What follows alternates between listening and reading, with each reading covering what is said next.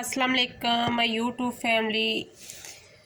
आप देख रहे हो पंजाब स्टिचिंग स्टाइल। मैं हूं नूरीन। आज की वीडियो में मैं आप लोगों से शेयर करूंगी कोट कॉलर गले का बनाने का तरीका, कटिंग एंड स्टिचिंग दोनों। तो ये मैंने इसके साथ कपड़ा की शेडिंग मैच कर ली है। मैं कंट्रास्ट में बना रही हूँ, आप सेम कलर भी यूज़ कर सकते हो। तो उसके लिए हमें सबसे पहले तो बुकरम चाहिए। तो ये है हमारे पास बुकरम।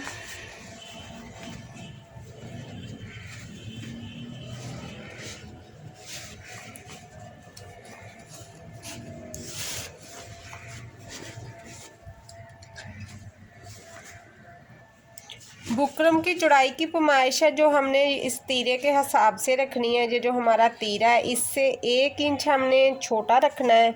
इस तरह से हम डबल फोल्ड कर लेंगे। तो इस तरह से 1 इंच कंधे से हमने पीछे ही रखना है। और नीचे की तरफ जो हमें इसकी चाहिए 7 से 8 इंच हमें चाहिए। तो मैं 8 इंच पर निशान लगाऊंगी और यहाँ से मैं एक सीधी पट्टी को कट कर लूँगी इस तरह से। और यहाँ से भी मैं इसे सीधा कट कर लेती हूँ। थोड़ा सा मैंने तिरछा कट किया है, नीचे से मैंने इसे ज़्यादा और ऊपर से कम कर दिया है। तो अब इस तरह से मैंने ये जो हमारा नेक है हमने एक साइड को लेना है। शर्ट की एक साइड को लेते हुए मैंने इस बुकरम को यहाँ पर रख लिया है बिल्कुल इस तरह से। और यहाँ पर रखते हुए ये जो हमारी इसमें फ़र्क आ रहा है ऊपर का, ये हमने ये ख़त्म कर देना है। सबसे पहले तो इसको बिल्कुल कंधे की शेप में कट कर लेना है। ऊपर से हमारी तो ये कटिंग हो गई है। अब हमने इसकी बाकी की कटिंग करनी है। तो बाकी की कटिंग करने के लिए हमें चाहिए पैमाइश। तो यहाँ पर मुझे गले की जो लेंथ है वो मुझे चाहिए 3 इंच। और जो गले की हमारी विड्थ है तो वो हमने शोल्डर के हिसाब से रखनी होती है। 3 इंच का हमारा शोल्डर है और बाकी हमने यहाँ पर निशान लगा लेना। टोटल ये हमारा 3 इंच का ये हमारे शोल्डर की हो गई है। और 2.5 इंच जो हमारी ये अंदर गले की गुलाई हो गई है। अब हमने यहाँ पर एक बॉक्स बना लेना है इस तरह से। इसमें से वी निशान 1 इंच का लगा लेना है। और हमने इसको फुल राउंड शेप नहीं देनी, हमें इसे थोड़ी सी वी शेप देनी है। क्योंकि जब हम नेक लाइन को अटैच कर रहे हैं तो थोड़ी सी वी शेप के साथ हमारे इस गले का बनेगा। तो इस तरह से। और साइड से भी मैं इसको इस तरह से शेप दे लूँगी इस तरह से यहाँ तक। तो दोनों को मैं यहाँ से कट कर दूँगी।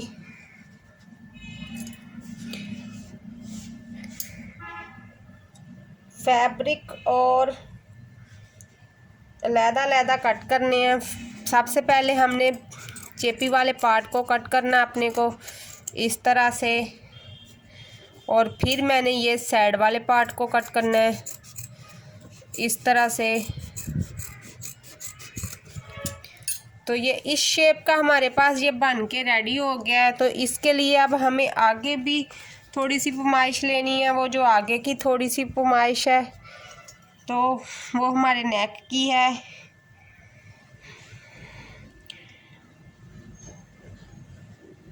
जो कि मैं 5.5 पर ले रही हूँ। ऊपर से 2.5-3 इंच तो हमारा वो गले की शेप में चला जाना है। जब इसने इस तरह से फोल्ड होके आना है तो इस शेप में आ जाना है। और यहाँ पर हमने एक 1.5 इंच का निशान लगाना है इस तरह से। और इस निशान को लगा के हमने यहाँ से कट कर देना है इस तरह से। कट लगा देना है एक पैर का हमने कट, जो हमारी सिलाई का होता है वही हमने लगाना है। अब मैंने इसको साइड पे कर देना है और ये वाला कपड़ा लेना है और इसके ऊपर मैंने इसको पेस्ट कर लेना है।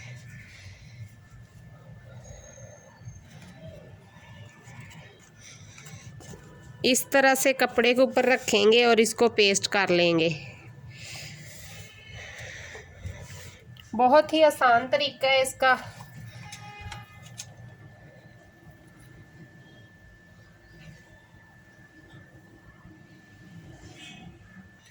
तो मैंने इसको पेस्ट कर लिया और साइडों से मैं थोड़ा थोड़ा मार्जिन छोड़ते हुए इस तरह से बाकी कपड़ा कट कर दूंगी। आप चाहो तो साइड से भी कपड़ा बिल्कुल साथ साथ से कट कर सकते हो, लेकिन जब हम फोल्ड करते हैं तो यहाँ से बहुत मोटी तह बन जाती है, इसलिए मैं एक्स्ट्रा कपड़ा छोड़ रही हूँ कि फोल्ड मैं इसी को ही करूँगी। और यहाँ से भी इस तरह मैं इसको कट कर लेती हूँ। यहाँ से हमें इसका एक्स्ट्रा मार्जिन नहीं चाहिए। इस कपड़े को मैं साइड पे कर देती हूँ और ये जो हमारा एक्स्ट्रा मार्जिन है उसे पहले ही मैंने पेस्ट कर देना है इस तरह से साथ, ताकि मुझे यहाँ से कच्ची सिलाई ना लगानी पड़े या हाथ से कच्चा ना करना पड़े। इसको यहीं पर मैं प्रेस कर दूँगी इसके साथ ही। हाथ के हाथ काम ख़त्म हो जाता है जब हम इसे ग्लू या फैब्रिक ग्लू या किसी भी चीज़ के साथ इस तरह से पेस्ट कर लेते हैं। अगर आप लोगों के पास कोई ऐसी सहूलत नहीं है, फैब्रिक ग्लू वगैरह कोई ऐसी चीज़ नहीं है, तो आप कपड़ों को लगाने वाली जो माया होती है, नीम गर्म पानी ले, उसे किसी कतरे वाले जो ड्रॉप वाली होती है बोतल, उसमें डाल के वो पानी की भर लें और उसमें 1 से 1.5 चम्मच जो अरारोट होता है, माया होती है तो कपड़ों को लगाने वाली, वो ऐड कर दें। तो उसको अच्छी तरह हिला लें। जब भी आपने कोई भी चीज़ पेस्ट करनी हो तो उसको करोगे तो बहुत अच्छी तरह से वो कपड़े को जो इस तरह होल्ड रखने में तावन करती है। बहुत अच्छी तरह उसकी गिरफ्त बड़ी मज़बूत बनती है। बिल्कुल इस तरह ही बनती है जैसे ये फैब्रिक ग्लू या ये चीज़ें। अब मैंने ये कर लिया है, तो अब हम इसकी स्टिचिंग शुरू करते हैं। बाकी सारी चीज़ें करते हैं साइड पे और आयरन को भी साइड पे करते हैं और स्टिचिंग स्टार्ट करते हैं। तो ये हमारा दरमियान है, दरमियान से हमने इसको करना है, स्टिच शुरू करना है। यहाँ तक हमारी सिलाई आनी है। तो इस तरह से मैं इसको एक लाइन लगा देती हूँ कि आपको पता होगा कि मैंने इसको किस तरीके से यहाँ तक मैच करना है। इस तरह से आके तिरछा मैंने इसे इस पॉइंट पर ख़त्म कर देना है, दरमियान वाले पर, इस तरह से। तो अब मैं इसकी सिलाई लगाती हूँ। तो अब मैंने इससे आगे भी इसको थोड़ा सा कट कर देना है ताकि मेरे बहन भाइयों को सही तरह से समझ आए। ये जो मैंने लाइन लगाई है ना तिरछी थोड़ी सी, कि जहाँ तक हमने इसको सिलना है, तो वहाँ से मैं कुछ इस तरह से इसे अरेब शेप में कट कर दूँगी इस तरह से, ताकि मेरे बहन भाइयों को इस चीज़ की आसानी से समझ आ सके कि हमने इसको यहाँ पर पेस्ट कैसे करना है।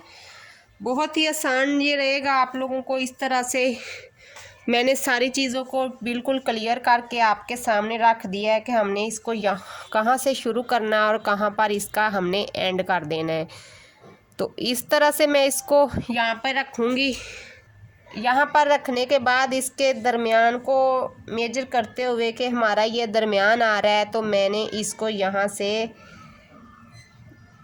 थोड़ा सा पिनअप कर लेना है ताकि ये एक ही जगह पे रहेगा, फिर जाएगा नहीं, कहीं दूसरी जगह नहीं खिसकेगा। तो पिनअप करने के बाद बाकी की सिलाई मैं इसको लगाऊंगी। पिनअप करने के लिए मैंने एक ही पिन इस्तेमाल किया, दरमियान से इसे अटैच कर दिया इस तरह से। अब मैं इसको यहाँ पर रख कर, मैंने शुरू से इसको स्टिच नहीं करना, यहाँ से मैंने ये वाली सिलाई लगाई है, इसकी ये निशान लगाया हुआ है, यहाँ से मैंने कट लगाया था। तो इसको शुरू मैंने यहाँ से करना है कुछ इस तरह से। ये हमारा 1.5 इंच का निशान था, इस निशान से मैं इसे शुरू कर लूँगी इस तरह से। शुरू से पक्का करके लेके आए ताकि यहाँ से बाद में निकले नहीं। और कोने से आके हमने खड़ा करके कॉर्नर को मोड़ना है ताकि हमारा जो कॉर्नर है, वो जो कोना है, वो इजीली बाद में निकल आए। अगर पहले ही हम उसे सेट नहीं करेंगे तो बाद में वो अच्छी तरह से निकलेगा नहीं। अब मैं पिन को उतार दूंगी और एंड तक सिलाई लगा दूंगी। अगर आपने इस पॉइंट पर आकर कुछ नहीं लगाना, इसके ऊपर कोई आपने बटन वगैरह या हुक्स वगैरह ऐड नहीं करनी, तो आप ये दरमियान वाली कटाई कर सकते हैं। अगर करना है यहाँ पर बटन या हुक का इस्तेमाल आपने, तो फिर आपने ये दरमियान वाली कटिंग नहीं करनी। अगर नहीं करना तो फिर मेरी तरह ये वाली कटिंग आप करना और इजीली करके फिर बाद में इसको अटैच कर देना। फिर यहाँ से जो नीचे से मसला आता है ना वी शेप का, वो ख़त्म हो जाता है कट करने की वजह से। मैं दोनों तरीक़े से ही आपको लगा के बता सकती थी, लेकिन मैंने इजी मेथड इस्तेमाल किया कि मेरे बहन भाइयों को आसानी से समझ आ जाए। फिर यहाँ पर खड़े होकर मैंने फिर इसको कोना इसी तरह इसका निकालना है कि बाद में हमें कोई प्रॉब्लम ना बने। तो इस तरह से मैं इसे या एंड पे आके पक्का कर देती हूँ धागे को और बाहर निकाल के कट कर लेती हूँ।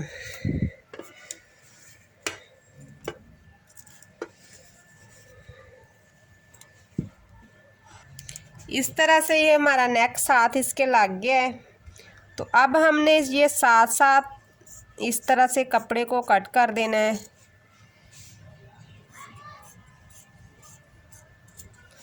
और ये जो दरमियान वाला कपड़ा है इसको भी हमने इसी तरह से कट कर देना है।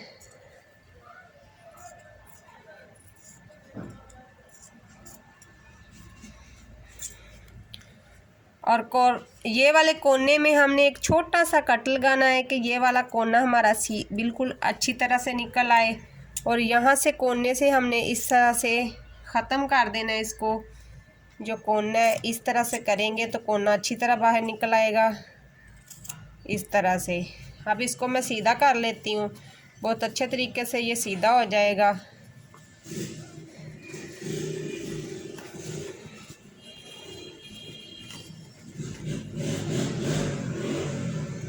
और हल्के हाथ से कैंची के साथ कोने को सेट कर लें इस तरह से। ज़्यादा दबाना नहीं है, दबाओगे तो कैंची आर पार हो जाएगी कपड़े के और यहाँ पर शर्ट ख़राब भी हो सकती है। इस तरीके से मैंने इसको सीधा कर लिया है। अब मैं इसको आयरन कर लेती हूँ ताकि आप लोगों को दिखाएं, उसके बाद बाकी का इसका काम करें। तो ये नेक हमारा कुछ इस तरह से बना है। ये इसकी बैक है और ये इसकी फ्रंट है। अब मैं इसके साथ ऐड कर लेती हूँ बैक साइड को हमारी को। यहाँ से मैं बैक साइड को लूँगी और शोल्डर को अटैच कर दूँगी ताकि हम इसकी फिनिशिंग दे सकें। कॉलर को ऐड करेंगे फिर इसके साथ।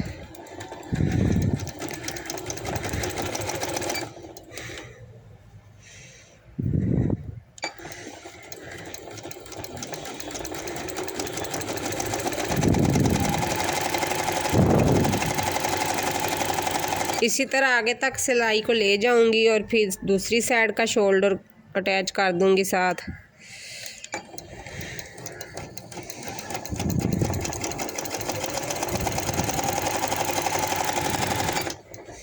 इस तरीके से धागे में कट कर देती हूँ।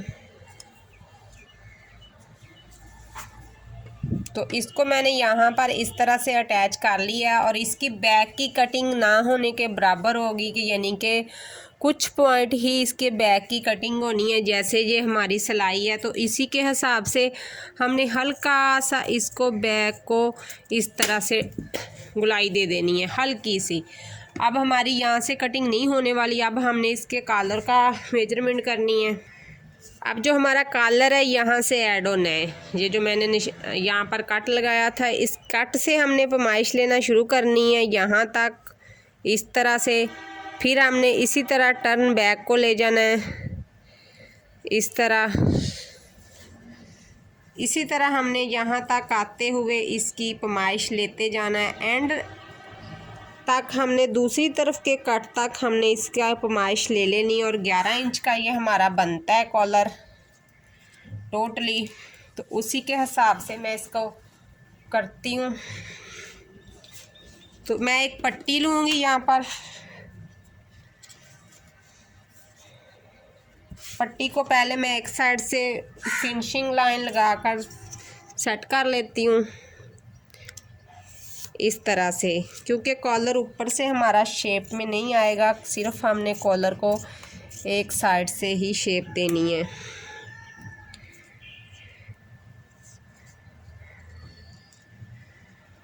और मैं 11.5 पे इसकी पैमाइश ले रही हूँ, क्योंकि दोनों तरफ का जो एक्स्ट्रा मार्जिन है उसको मैं साथ ऐड कर रही हूँ। तो ये हमारी 11.5 बनती है। टोटल हमने इसकी जो चौड़ाई है वो 2.5 इंच लेनी है, और यहाँ से भी हमने इसको 2.5 इंच ही रखना है।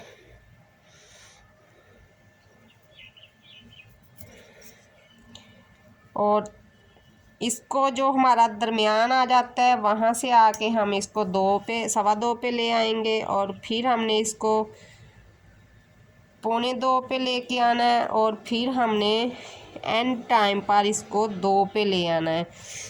यहाँ से हमने एक तिरछी लाइन को ड्रॉ करना है यहाँ से, और कॉलर की चौड़ाई आप बढ़ा भी सकते हैं अपने हिसाब से, ज़्यादा चौड़ा भी रख सकते हैं इस तरह से। ये तो हमारी हल्की सी तिरछी लाइन बन गई है। तो यहाँ से आपने इसको सीधा रखना है, तो मैं सीधा नहीं, मैं इसको तिरछा कट करूँगी। तो मैं 1/2 इंच पे एक निशान लगाऊंगी यहाँ पे, और 1/2 इंच वाले निशान को ये 11.5 वाले निशान के, यानी कि पूरे 12 पे एक मैंने निशान लगा लिया, और हल्का सा इसे मैंने तिरछा कर दिया है। तो अब इसकी मैं कटिंग कर लेती हूँ।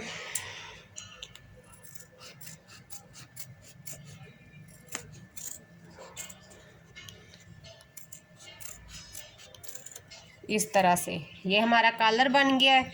अब इसको मैं पेस्ट करके आपको दिखाती हूँ। पेस्टिंग के लिए मैंने डबल कपड़ा लिया है, यहाँ पर इसको मैं पेस्ट करूँगी, क्योंकि ये ऊपर से हमारा कॉलर सीधा है, इसकी कोई हमने शेप नहीं दी, तो हमने डबल कपड़े पे इसे पेस्ट कर लेना है। तो कपड़े की उल्टी तह लगाई है, सीधी जो इसका सीधा साइड है वो अंदर की तरफ है। तो इसी तरह आप भी कपड़े को तह लगा लें, इस तरह अंदर की तरफ करते हुए सीधा रख के इसको पहले प्रेस कर लें। अब बिल्कुल जो फोल्ड वाली साइड है कपड़े की, इसकी किनारी के ऊपर रखते हुए, बिल्कुल यहाँ पे कपड़ा डबल है, फोल्ड है, और यहाँ से ये ओपन है। तो यहाँ पे रखते हुए मैं इसे पेस्ट कर लेती हूँ अच्छी तरह से मैंने इसे पेस्ट करके, अब मैंने 1/2 इंच का मार्जिन छोड़ते हुए इसे 3 तरफ से मैंने काट कर दिया है। तो अब मैं इसकी सबसे पहले तो इस पर एक सिलाई लगा लूँगी, या फिर इसको मैं कच्चा ही कर लेती हूँ इसके साथ गम स्टिक के साथ। यहाँ पर पेस्ट करके गम स्टिक को मैं इस तरह से, तो इसको मैं इसके ऊपर जो एक्स्ट्रा फैब्रिक है उसको पेस्ट कर लूँगी ऊपर, और ऊपर से प्रेस कर दूँगी इस तरह से अच्छी तरह से। साथ साथ बिल्कुल जो हमारा बुकरम है उसके हमने करके, तो ऊपर से हमने इसको प्रेस कर देना है। ये थोड़ा सा काम इजी हो जाता है इस तरह करने से, वरना कच्ची सिलाई भी लग जानी थी।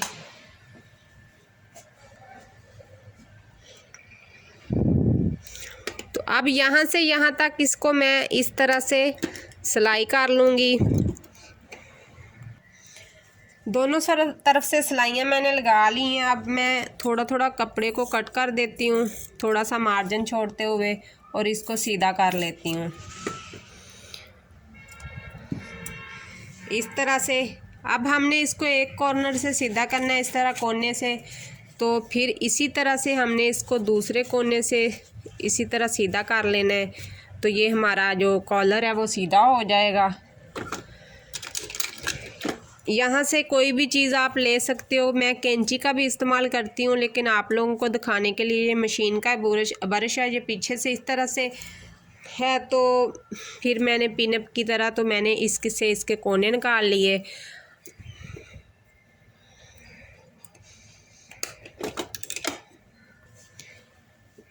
अब मैंने इसे रेडी कर लिया। अब हमने ये जो इसका दरमियान है, इसके दरमियान को और शर्ट के दरमियान, बैक का जो दरमियान है, वहाँ से मैं आपको लगाना बताऊँगी कि आपको इजी रहेगा।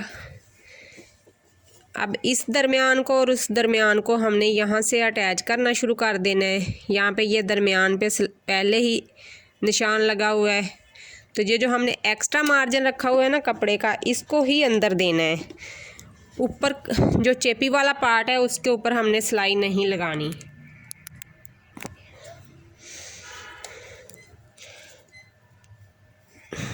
इस तरह से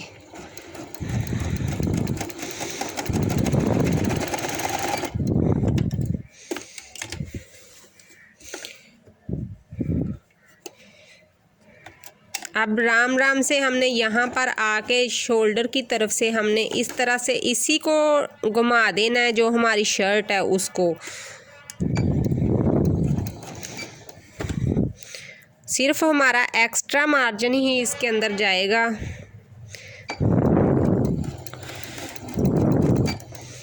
और चेपी वाले पार्ट पे सिलाई नहीं आने देनी।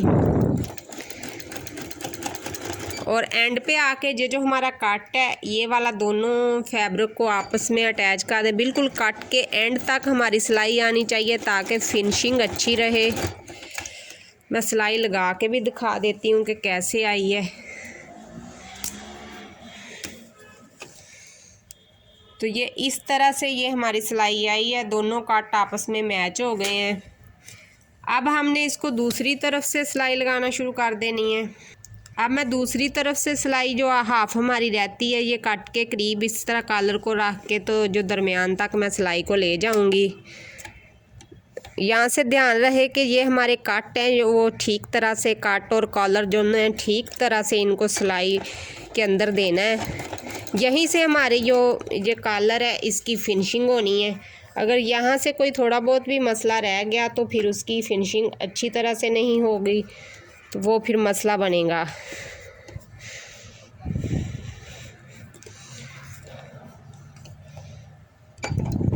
अब इसी तरह से मैं इसको हाफ तक सिलाई कर देती हूँ, क्योंकि हाफ तो हमने पहले ही रेडी किया हुआ है, तो हाफ को हमने दोबारा अटैच करना था। मैंने एक साइड से लगाना शुरू इसलिए नहीं किया था कि आप लोगों को समझ ठीक तरह से आ जाएगी। तो ये हमने हाफ तक इसकी सिलाई लगा ली है। यहाँ से मैं इसको कट कर देती हूँ। वीडियो थोड़ी लेंथी हो जाएगी, लेकिन मैंने एक एक पॉइंट समझाने की आप लोगों को कोशिश की है। तो इस पॉइंट पर आकर हमने इस तरह से, ये जो हमारा नेक है इस तरह से है, तो हमने इस पॉइंट पर आकर ये जो हमारा कट था इस नेक के कॉलर के अंदर इस तरह से दे देना है। तो यहाँ पर हमारी सिर्फ अब एक ही सिलाई आएगी। जब हमने अगर कच्चा करना था ना, तो तब हमारी यहाँ पर दो सिलाइयाँ आ रही थी, तो वो अच्छी नहीं लगनी थी, तो इसलिए मैंने एक सिलाई में इसको कवर किया है।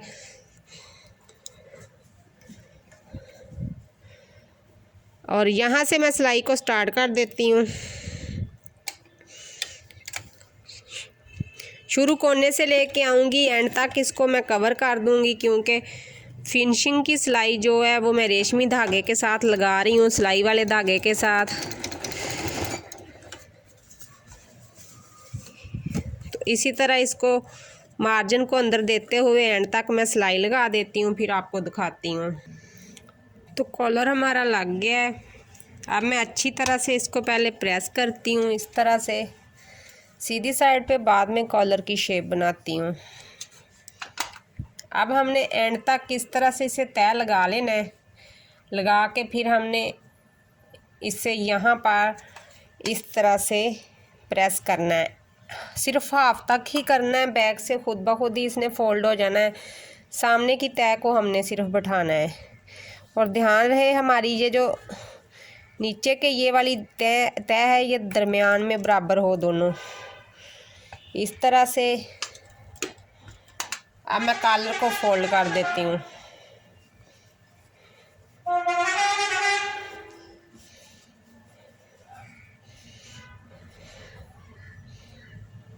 तो ये फोल्ड होने के बाद हमारे कॉलर की लुक आई है इस तरह से। यहाँ पे मैं इसको प्रेस कर देती हूँ अच्छी तरह से।